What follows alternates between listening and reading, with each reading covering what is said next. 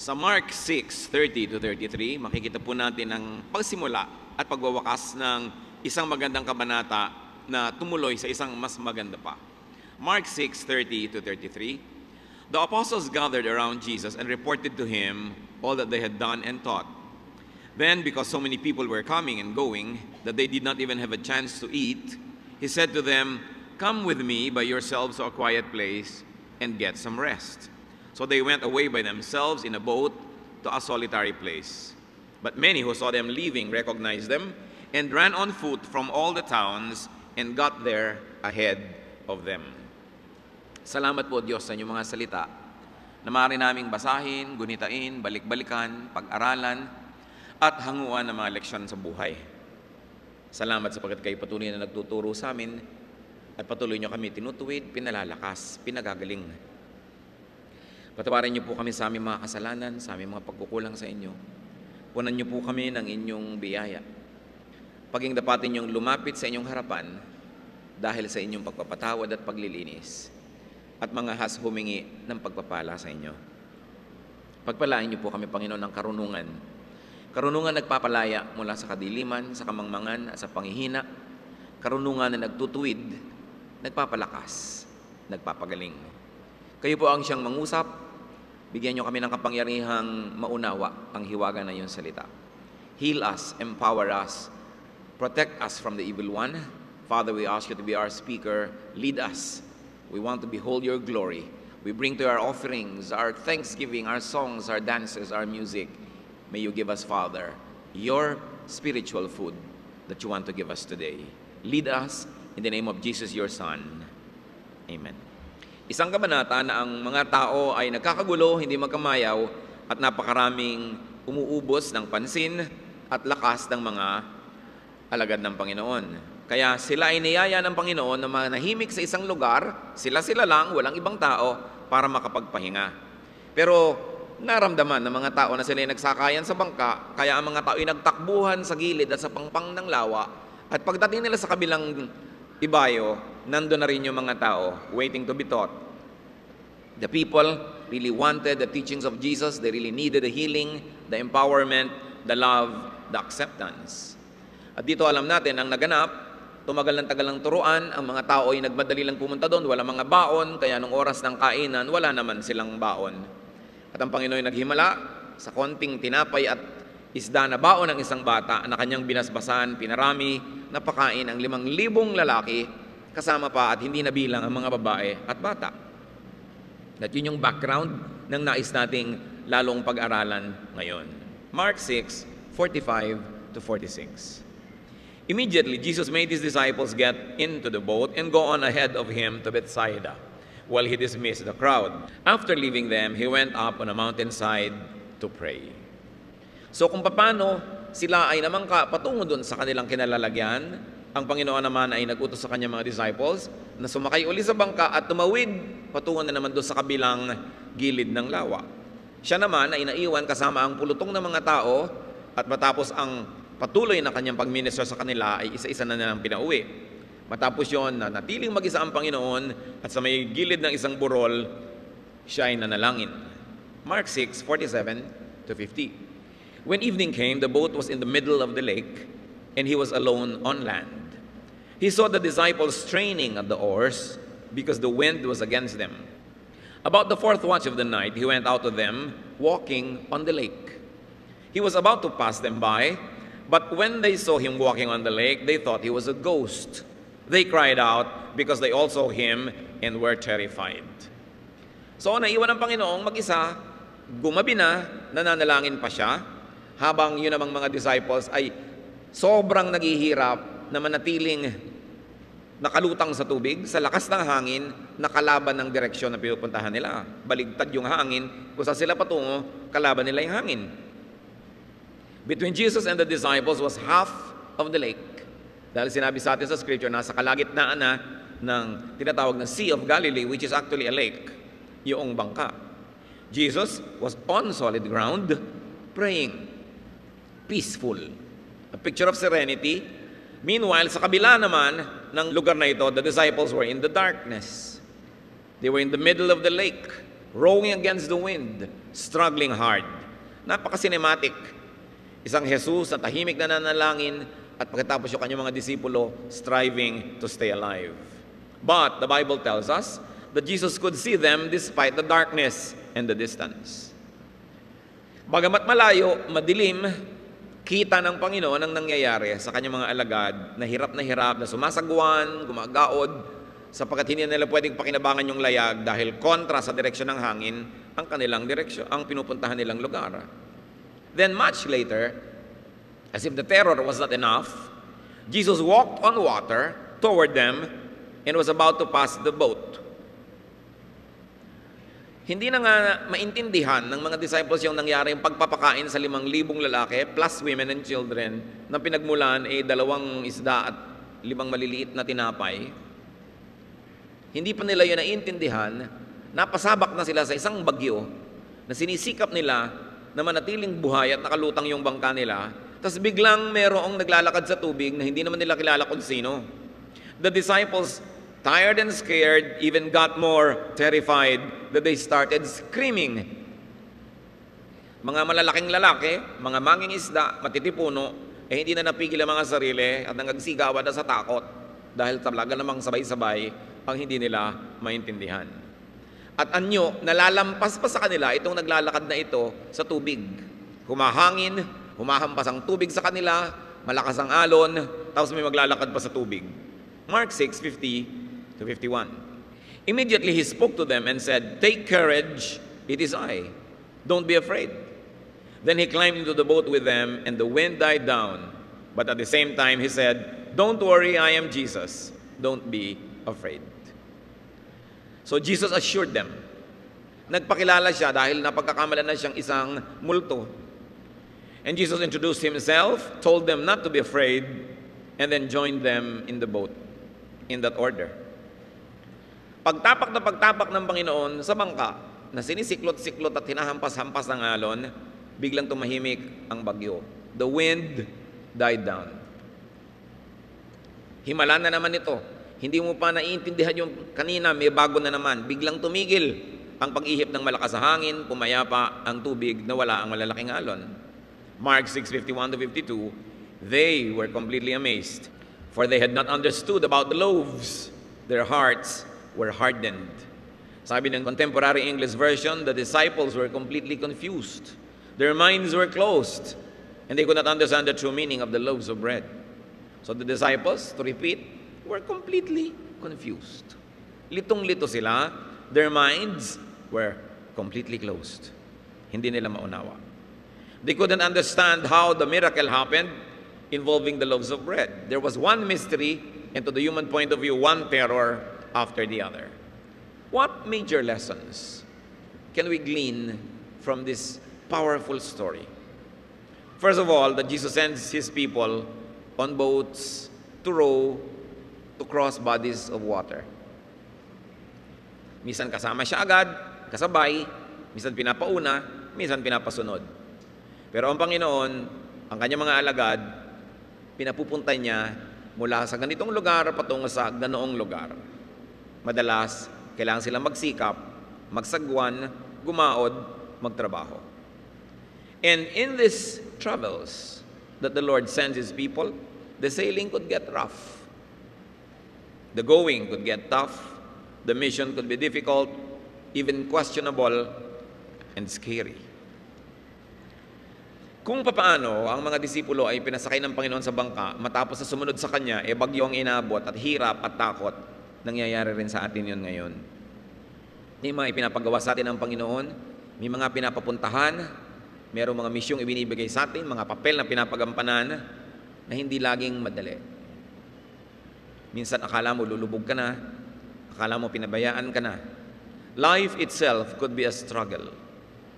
Yung mabuhay ka lang, kuminsan ay isa ng malaking accomplishment. Kahit hindi ka pa guminhawa, hindi ka pa yumaman, hindi ka pa gumaling sa lahat ng sakit, yung buhay ka pa lang dyan, isang napakalaki na pwede nating masabing accomplishment. Because life would be very difficult.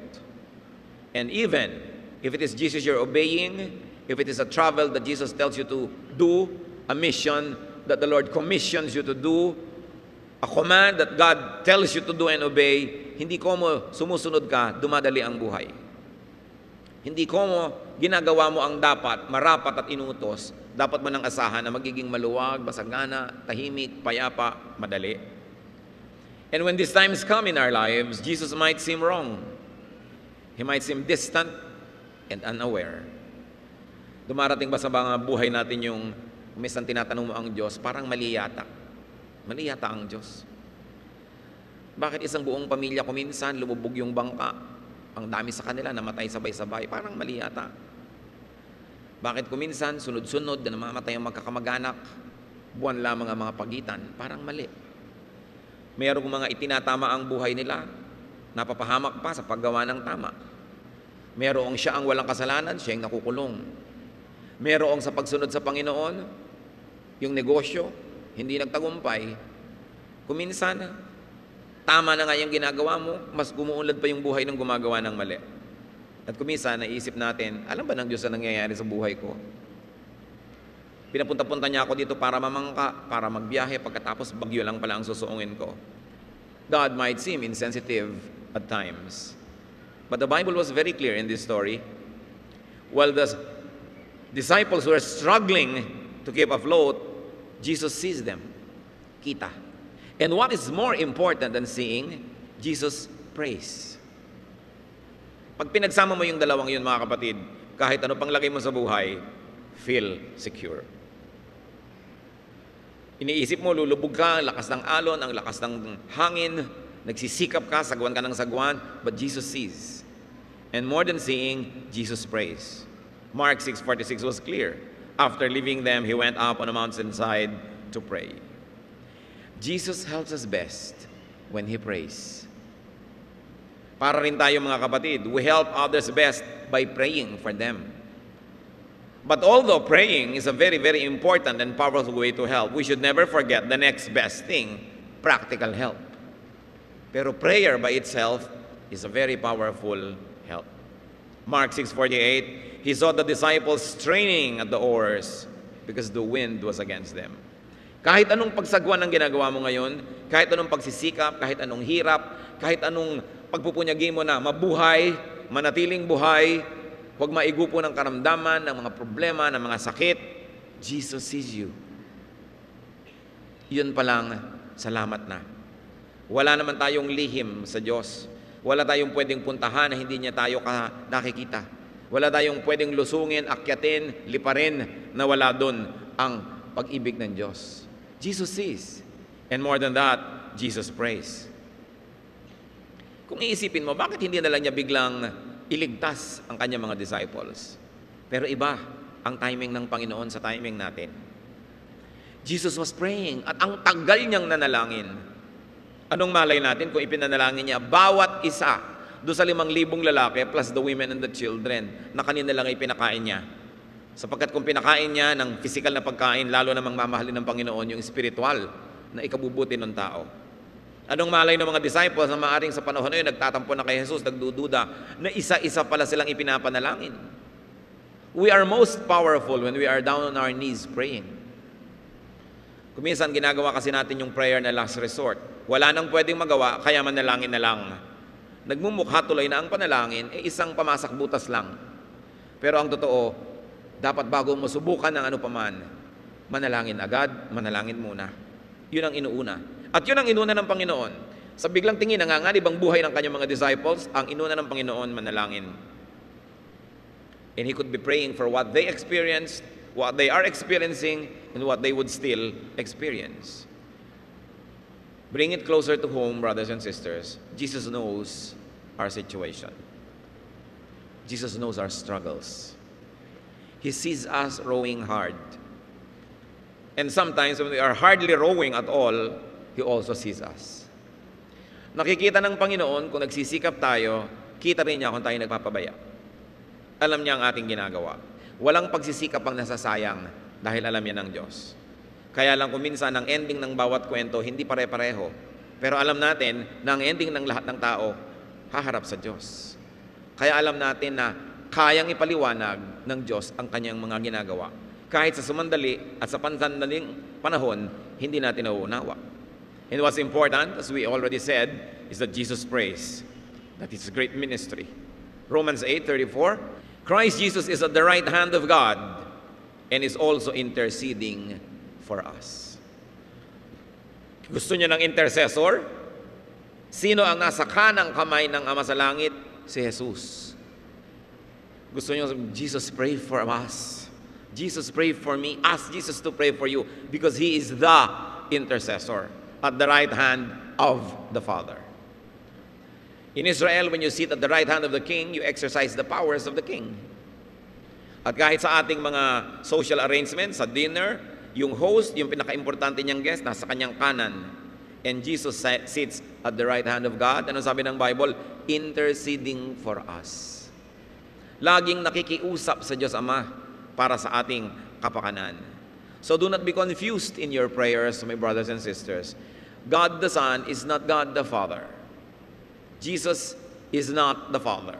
You pray to the Father in the name of Jesus, the Son of God.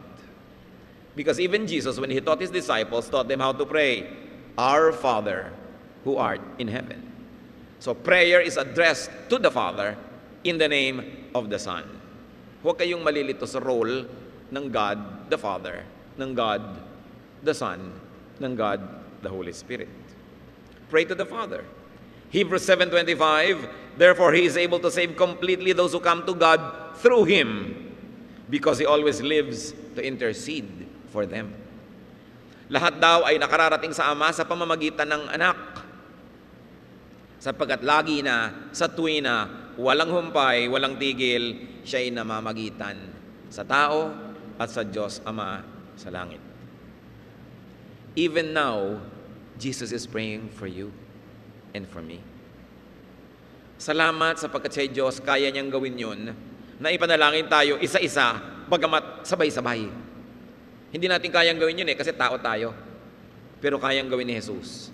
At yun daw ang isang ginagawa ng Panginoon ngayon, walang ginagawa siya, kundi tayo ilapit sa Diyos. Sapagkat alam niya ang nagaganap sa bawat isa. Kung minsan kailangan mo pa ng ultrasound para malaman mo kung ano nangyayari sa iyong kidney, alam niya. Kailangan mo pa kuminsan ng mga 2D echo, kailangan mo pa ng x-ray para malaman ang nangyayari ng blood count. Pero ang sabi, maging ang bilang ng iyong buhok ay alam niya.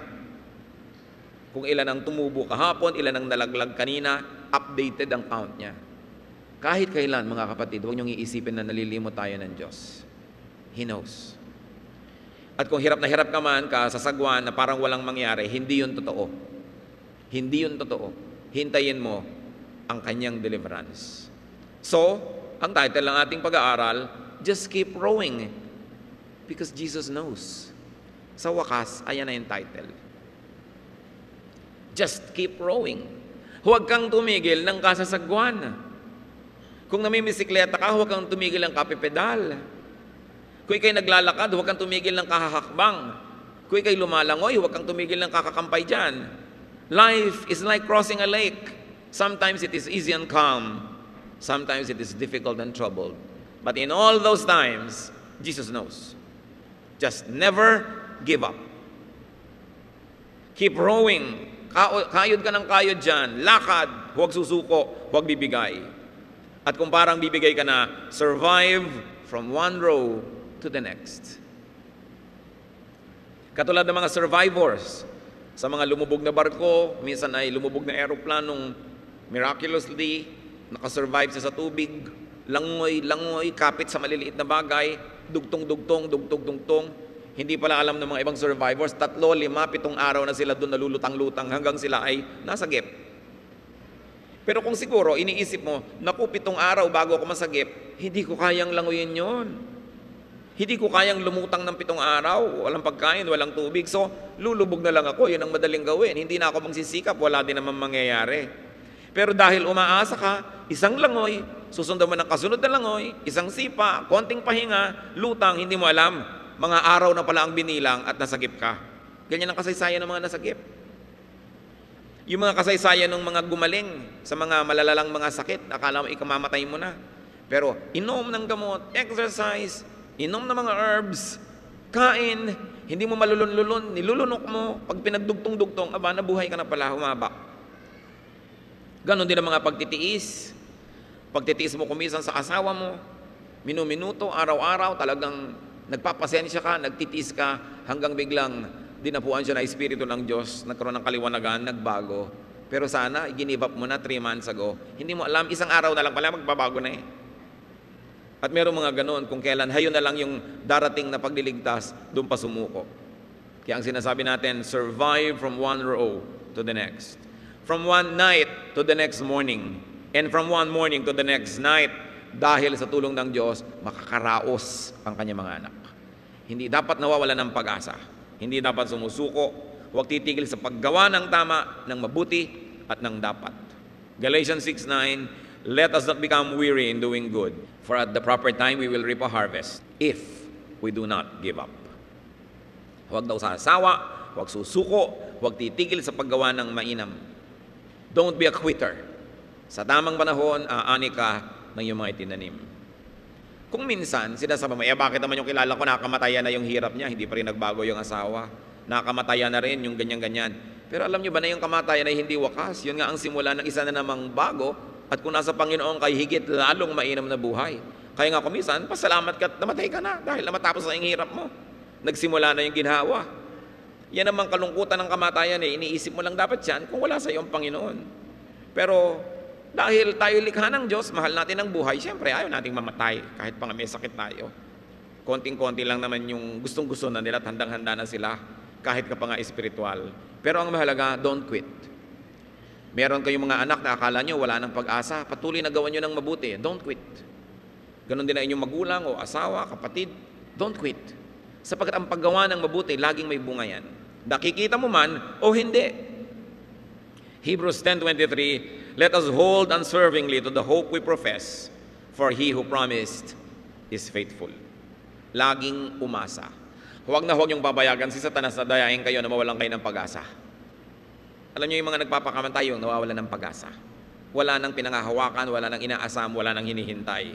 Huwag mawawalan ng pag-asa because Jesus sees you. He knows your situation. Yung pinasan niyang krus, yung tinanggap niya mga hampas at mga sugat, kasama doon ang paghihirap natin ngayon na tinubos niya. But though God knows, He does not always act instantly. God doesn't always act immediately according to our clock. Sinasabi nga sa Bible, for one day with you is 1,000 years, or 1,000 years of you is one day with the Lord. Ang ibig sabihin lang magkaiba ang timing natin. Hindi laging pareho. At madalas yan, kahit sa Biblia, maraming example na parang yung si Jesus mismo, nagpabaya, ang tagal-tagal bago kumilos. Halimbawa, nakarating ang balita sa kanya na ang pinakamamahal niyang kaibigan matalik, si Lazarus, naghihingalo. John 11:5-6. Jesus loved Martha and her sister and Lazarus, yet when he heard that Lazarus was sick, he stayed where he was 2 more days. Nagpasabi na sa kanya na napakalubha ng kanyang kaibigan at minamahal na si Lazarus, pero 2 araw pa siya na nanatili kung nasan siya, hindi pa siya nagpunta agad. Nung pumunta ang Panginoon, patay na yung Lazarus Kaya sabi sa kanya nung kapatid, John 11:21, nung dumating si Jesus, Lord, Martha said to Jesus, if you had been here, my brother would have not died. Hindi nasisi na nga siya. Kung dumating ka lang sana sa oras, Lord, hindi namatay ang kapatid ko. Pero alam natin, edi binuhay ni Jesus. Yun lang pala. Lazarus, bangon. Hindi bumangon. Ngayon, hindi naman lahat ng kapatid nating nakalibing na magbabangunan. Baka kayo mismo, baka ayaw nyo na rin nun, di ba? Pero, bumabangon tayo lahat sa piling ng Diyos. Hindi mo sasabing namatay tuloy yan, natapos na. Ang totoo, may bagong nagsimula. Natapos lang pansamantala, yung pakikipagniig natin sila dito sa balat ng lupa. Pero ang lahat naman magkakaroon ng grand reunion sa piling ng Panginoon. Kaya napakahalaga ng pananalig. Napakahalaga na nauunawa natin yung timetable ng buhay ng tao at kung kailan siya babalik sa Diyos. Para kahit ano ang hirap, di ka sumusuko. At kung abutan ka ng kamatayan ng iyong katawan, sa gitna pa rin ng hirap, pagkahango sa hirap yon. Everything that happens is a blessing to those who love God and who are called according to His purpose. Ang mga anak ng Diyos ay laging blessed, kahit sa tingin natin, hindi. At yun dapat ang lagi nating ipanalangin mga kapatid, na makita natin yung hindi natin nakikitang blessing. Maunawa natin yung hindi magagap ng isip natin na hiwaga ng Diyos. Though God comes near and to the rescue, He doesn't always clearly reveal Himself. Kita ninyo, lumalapit na si Jesus, dapat ikatuwanan nila, nagkatakutan palalo dahil ng pagkamala nilang multo. Saka nga naman nakakita ng naglalakad sa tubig. God doesn't always clearly state His agenda. May ipinapagawa siya sa iyo, hindi mo maintindihan. Bakit ba kami pinasakay-sakay sa bangkang ito? Katulad doon, pinasakay sila sa bangka para magpahinga, pero pagdating nila sa kabilang pangpang, mas marami pang taong nang doon naghihintay sa kanila kaysa sa iniwan nila doon sa kabila. Hindi sila napahinga agad. Na-delay. Pero pinagpahinga din naman sila eh. Kaya kung na-delay ang blessing ng Diyos, hindi ibig sabihin walang blessing na darating. Hindi delayed yun sa Kanya, sa'yo lang. Kasi may isa kang sarili mong timing eh. Yung kanyang agenda, yung kanyang layunin, hindi laging malinaw. Bakit niya pinasakay-sakay sa bangka? Yung pala, susuong sa malakas na bagyo. Yun naman pala, may iba siyang plano. Magpapakilala siya sa isang grandeng paraan. Maglalakad siya sa tubig. Paano kung nasa lupa lang yun? Anong tubig ang lalakaran? Hindi naging dramatic, maganda, powerful ang pagpapakilala. At hindi ba mas malalim ang takot mo pag nalaman mong hindi naman pala nakakatakot, mas mataas naman ang iyong ligaya. Kaya yung mga talagang naghirap, pagkaya ng umaanin na ng pinaghirapan, napakasarap. Nakapagtanim na ba kayo ng punong kahoy na namumunga? Pag namunga na, iba ang sarap. Kasi tanim mo. Kaya yung mga itinatanim natin sa hirap, sabi nga sa Bible, those that plant shedding tears will harvest with songs of joy. Ang pag-iisa natin, ang paggaod na ganyan, ang pagsagwan, meron lang yung itinatanim tayong mabuti, lalo't kung ginagawa natin sa pananalig. Mark 6:48, He saw the disciples straining at the oars because the wind was against them. About the 4th watch of the night, He went out to them, walking on the lake. He was about to pass by them. At nagmukha pang lalampasan niya. Ganon si Jesus, style niya yan. Nung naglakad siya, kasama yung dalawa patungo sa Emmaus. Nung dumating yung dalawa sa village sila, si Jesus umakmapang maglalakad pa ng malayo, pinilit lang para magstay. Pero alam naman natin, gusto niya magstay. Ito, alam natin, gusto niya pumunta sa bangka, pero anyong lalampas pa siya. Kumisan, gano'n ang pakiramdam natin kay Jesus, para tayong nilalampasan. Parang hindi ka napansin. Parang hard to get. Ano ba naman to? Naglalakad pa, pipilitin pa para magstay. Style niya yun eh. At mas naiintindihan natin yung style niya, mas gaganda yung pakikitungo natin sa Kanya. Kailangan, nagpe-pray ka talaga. Pray ka ng pray. Kung kailan ka pa kumisan malalagutan na ng hininga, tsaka biglang humaba ang buhay mo. Kung kailan talagang ayan na, nasusunog na yung kapitbahay, doon sa dingding mo na lang tumigil. Yung suspense, maraming ganda ng Panginoon. Nagdadagdag din naman ng kulay sa buhay. Ang mahalaga, habang hindi mo alam kung anong kakahinatnan, magtiwala ka. At kung kahit yung kinahinatnan, hindi na inaasahan mo, magtiwala ka pa rin. Because Jesus knows. It's so important. Alam niya. Ang halaga. So Jesus appeared like He was about to pass a boat. At times, God may seem insensitive. He may seem busy with other concerns. He may seem uncaring. But it is not true. God is God. And because of that, God is mysterious. God is not always easy to understand. But you know what matters? He understands us. God is not always easy to see, but He sees us. We don't always pray, but Jesus prays for us. Kaya nang dapat na security na laging na-enjoy ng mga mananampalataya. At nung lumapit na si Jesus sa kanila, na kaninang-kanina pa nila ipinapanalangin, asa na kaya si Jesus? Jesus, halika na, halika na. But Jesus' appearance even scared and terrified them. God's rescue, God's help, and God's presence is not always easily recognizable. Kuminsan, dasal ka ng dasal, natulungan ka ng Diyos, pero yung pagdating ng tulong ng Diyos, nakakatakot kuminsan, hindi mo nalalaman, yun pala yung tulong, yun pala yung blessing, siya na pala yung dumarating. So at times, we become afraid and worried because God comes so near. Sometimes we become worried because we do not recognize God and God's way. Kaya dapat isang goal natin is to know God, to know His ways, to know how He deals with people. Kasi yun at yun din naman, meron ding pattern ang pakikitungo ng Diyos sa tao. Mas naiintindihan mo yung ugali ng Diyos, mas makakasundo mo siya, mas tatahimik ang iyong buhay. At tulad nga ng binagitan natin sa mga bagay na hindi natin maintindihan, just trust and just welcome God into your boat, into your life, into your fears. Kung ano ang karanasan ng mga disipulo noon, karanasan din natin ngayon. May bangka tayo, hinahampas-hampas ng alon, hinahampas ng hangin, binabasa ng tubig, inaakyat at sinasampa ng alon, hirap na hirap ka sa buhay, nararanasan natin yon. Mark 6:51, then he climbed into the boat with them, and the wind died down. They were completely amazed.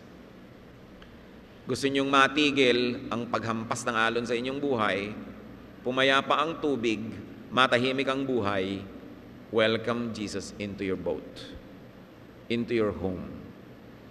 Alam niyo kung bakit marami mga tahanan na magulo, hidwaan, gulo, awayan? Kasi wala doon si Jesus hindi siya ginagawang hari. Bakit maraming organisasyon ang magulo, maraming bansa ang magulo? Kasi hindi nila ginagawang hari si Kristo. Pero nung siya ay sumampa, tumahimik. Pero huwag kayong malilibang. Dahil may kasaysayan naman na nakasakay si Jesus, kasama rin itong mga alagad na ito, bumagyo pa rin. Lumakas pa rin ang hangin. Iba naman ang treatment, iba namang style. Nandun si Jesus sa bangka, siniklot-siklot din ang alon at natakot ang mga disciples na lulubog na sila kaya ginising si Jesus. Sabi din ni Jesus, ano ba naman kayo para yan lang? Tahimik, bagyo, tumahimik ngayon ang bagyo. Ang ending pareho.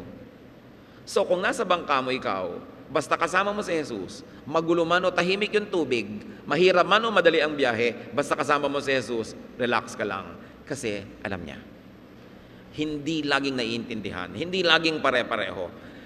You know, our joy must not be dependent on events because bad events can happen to good people. Your joy must be God lives in you no matter what the events are. You don't expect that just because Jesus is in your boat, wala nang bagyo. Pero dahil kasama mo siya, safe ka sa bagyo na yan, nakakatiyak ka na ikaw ay nasa mabuting kamay. With Christ, sabi nga nila, in my vessel, I can smile at the storm. Alam niyo yung mga kanta niyan, lalo kung lumaki kayo sa church. I can smile at the storm. Pero sa kabila, napansin natin, the disciples remained confused. Hindi naman nila naintindihan. Kung may hindi kayo naintindihan, hayaan nyo na lang. Nalilito kayo, sabi mo, yung mga disciples din nalito. Sila nga kasama doon, nagkalito-lito sila So, huwag nyo nang asamin na maintindihan lahat yan. Manalig na lang kayo sa Diyos, manalig kayo sa Kanyang pag-ibig, manalig kayo sa Kanyang kapangyarihan, iasa nyo ang lahat sa Kanya habang ginagawa nyo kung anong tama. Tandaan ninyo, sumasagwan pa rin yung mga disciples kahit nagdadasal. Hindi dasal ka ng dasal, tapos hindi ka na magsasagwan. May sakit ka, magdadasal ka, hindi ka na inom ng gamot. Hindi ka na mag-diet, gusto mong magpapayat. Gusto mong umunlad, magdadasal ka na lang, hindi ka na magtatrabaho. No, they were praying but they were working. Sabay. So pinagsasabay mo sa buhay yan. Kasi ang tunay na pananalig may kasamang aksyon. May kasamang gawa.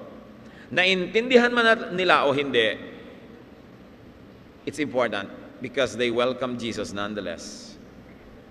They continued sailing with Jesus. Kaya kayong mga kapatid, tayo, let's continue sailing with Jesus.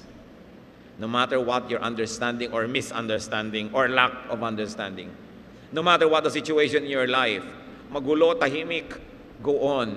Let Jesus be on your boat. At kung nandyan si Jesus, huwag niyong asahan laging magically tatahimik. Kumisan kaya nga may bagyo dahil nandun siya. Yun pala para lalo niyong makita ang kanyang kapangyarihan. Continue with Jesus, though you may have questions and unresolved issues. Hindi na masasagot ang lahat ng theological issues. Pag harap niyo sa Panginoon sa kabilang buhay, pagtatanong niyo lahat, malalaman niyo lahat yan. Ang mahalaga, kasali kayo doon sa kabilang buhay para makapagtanong kayo doon. Dapat kasali ka sa biyahe. And let Jesus reveal Himself to you progressively and wonderfully. No matter what your situation in life right now, this story teaches us only one thing. Just keep rowing. Huwag kang susuko. Napakalungkot ng gabi, nakakatakot, nakakanerbiyos, nakakagalit, nakakawala ng pag-asa. Don't drink that poison. Just keep breathing. Keep living. Iniwan ka ng boyfriend mo, pangsyam na umalis sa buhay mo, huwag kang tumalon sa tulay. Just keep walking. Just keep believing. 3 beses ka na bubagsak sa board, just keep taking. Keep rowing. Huwag kang susuko. Mahal mo sa buhay, nagkakamali, just keep forgiving. At kung ikaw naman patuloy na kinakapos, just keep striving para maabot mo ang luwalhati ng Diyos. Basta huwag bibigay, walang ayawan, walang iwanan, walang magpapakamatay. Kahit anong lungkot, kahit anong dilim, darating ang umaga. Alam nyo, nung naglakad ang Panginoon, sabi sa Bible, it was the 4th watch of the night. Ibig sabihin, it was the last quarter of the evening. Hinahati kasi nila yung gabi sa 4. It was the 4th watch. It was the darkest time. Kasi kasabihan, it is always darkest just before dawn. Sa sobrang dilim, bago magbukang liwayway, doon pa lumabas sa parang multo. Pero hindi pala, dahil matatapos na yung dilim. Kaya kayo man, anumang kadiliman, anumang pagkasawa sa paggawa ng mabuti, anumang gusto nating pagsuko, don't give up. Never say, give up. Because the Spirit of God is powerful. And above all, Jesus sees you. Jesus knows. So keep working, keep doing what you must. Stay afloat, row, swim, stay alive. Habang binubuhay ka pa ng Diyos, may maganda pa siyang plano sa iyo. Keep believing.